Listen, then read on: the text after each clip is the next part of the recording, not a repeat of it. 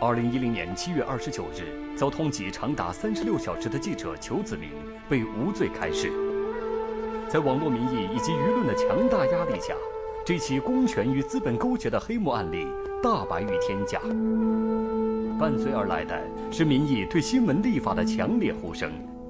我们可以看到，借助着民意和信息的巨大推力，影响性诉讼正逐渐地改变着中国立法和司法制度的变革。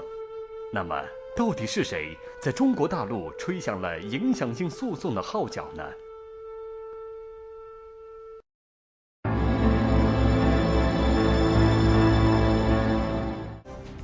直到今天，法律决策的大门依然对普通民众关闭，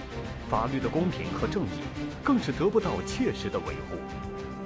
而随着网络等新媒体的普及，大量的冤情被揭露出来，冤屈不能申诉，正义得不到伸张。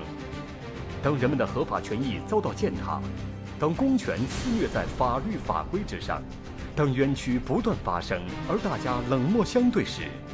律师吴格站了出来。我们都是相关的，如果某一种这个不公正可以堂而皇之的施加于一个人，他就有可能施加于我们所有的人。吴格，中国法学会案例研究专业委员会会长，知名律师、法学教授。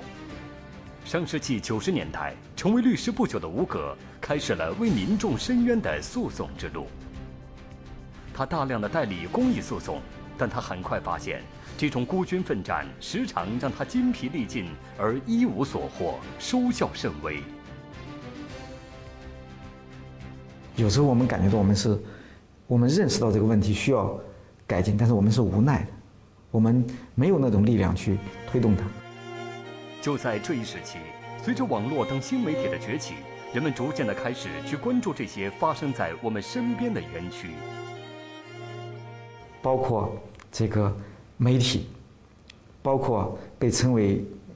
第五种力量的这个网络，他们对这个案件的、对这个司法公正的影响力，可能远远大于我们这些法律工作者。2003年4月，27岁的学生孙志刚在广州街头被当作三无人员收容，继而惨死在广州市收容人员遣送站。事件被媒体披露后，引起了全社会的广泛关注。在此案中，生命被无视甚至践踏，但更让人心痛的是，公权的滥用、立法的缺失。为此，吴格全程参与了孙志刚案的辩护。不仅仅是关注这个个案，关注孙志刚的他的生命权的保障，关注孙志刚父亲的他的这种民事权利，我们更关注通过这个个案所反映出来的背后的这个收容遣送制度是应该被废止了，因为它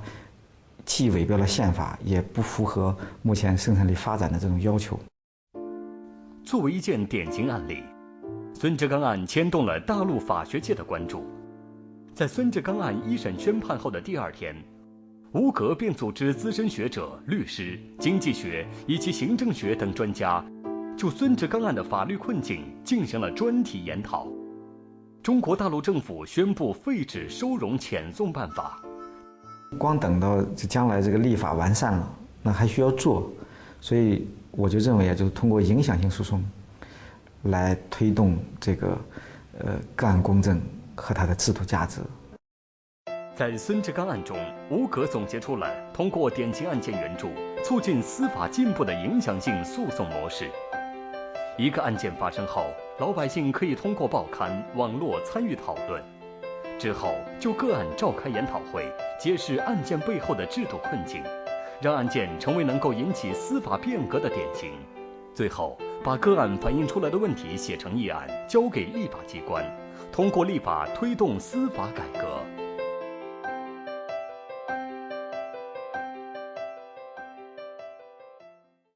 作为一个律师，作为一个法律工作者，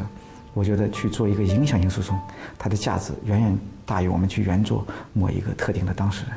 我们只能够就是去寻找这个案件当中的背后的制度原因，能够去改革这个制度，完善这个制度，最终才能够保护更多的人。